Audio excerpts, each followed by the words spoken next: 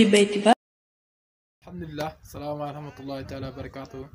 mag si yàlla ñu lay nuyu di la ziar di la wàcce sa wàcc waa beneen yoon di amaat mbégte ak kontaante di ñëwaat di leen présenté seen émission muy Actu Fayda Actu Fayda nag mooy actualité lépp loo xam dafa jëm si faydu rek incha allah ni nga ko mën a am si seen YouTube bi nga xam ne mooy Kama Barham tey jii nag actualité ba si gën a fës nag moom mooy ñëw xalifa bii nga xam ne moom mooy si Dakar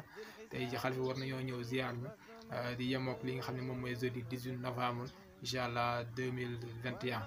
kon nag taalib yëpp nañ ko wàcc te taalib yëpp sax ñoo ngi koy wàcc tey nag ak émission bi nag li ñu ko jagleel moom mooy ñëw wax leen programme li nga xam ne moom mooy ganam xalifa bi fii nga xam ne mooy si Dakar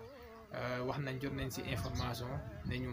xalifa bi incha allah dina départ si li nga xam ne moom mooy Kaolack midi dafay départ incha allah daal di ñëw kon yow mi mbokk taalib bi war nga mën a teel a génn pour mën a dem fi li nga xam ne moom mooy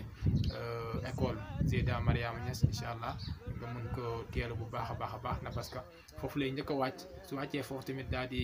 dem li nga xam ne mooy kër Mawlana Cheikh Ibrahima Niass mbooloo bi yëpp ànd ko daal di koy gunge incha allah ba kër Mawlana Cheikh Ibrahima Niass moom mooy jëppal te loolu tamit incha allah soxla nañ si mbokku taalib bi bu nekk tamit incha allah mu def loolu te ndax parce que xalifa bi suy ñëw Dakar moom dañoo war a dajaloo mbooloo boo xam ne daal incha allah dañ xam ne Mawlana Cheikh Ibrahima Niass daal moom mooy ñëw si fii seet suñu incha allah tey jii nii tamit suñu demee ba si li nga xam ne mooy vendredi bi nañ am benn méga xadara boo xam ne nii dina am si li nga xam ne mooy stade municipal bi nga xam ne moom mooy Parcelles stade bi nga xam ni ku nekk xam na ko bu baax a baax na stade bi moom moo dend ak mairie bi te tamit moom moo dend ak église bi te tamit arrêt bu mu tombé sa arrêt mooy arrêt maam Abdou Aziz loolu tamit kenn ku nekk soo fa taxawee rek incha allah ni nga dégg micro yi bu baax a baax te tamit suñu demaatee ba li nga xam ne moom mooy samedi bi incha allah dinañ amal benn conférence boo xam ne Cheikh Mahi Aliou Cissé moom moo koy def incha allah conférence bi tamit mu si wax mooy wàllum ndaw yi bu baax a baax ñu mën a xoolaat seen taxawaay si faydu Mawlana Cheikh Ibrahima Niass bi muy ëdëb beeg yar beeg yëpp tamit incha allah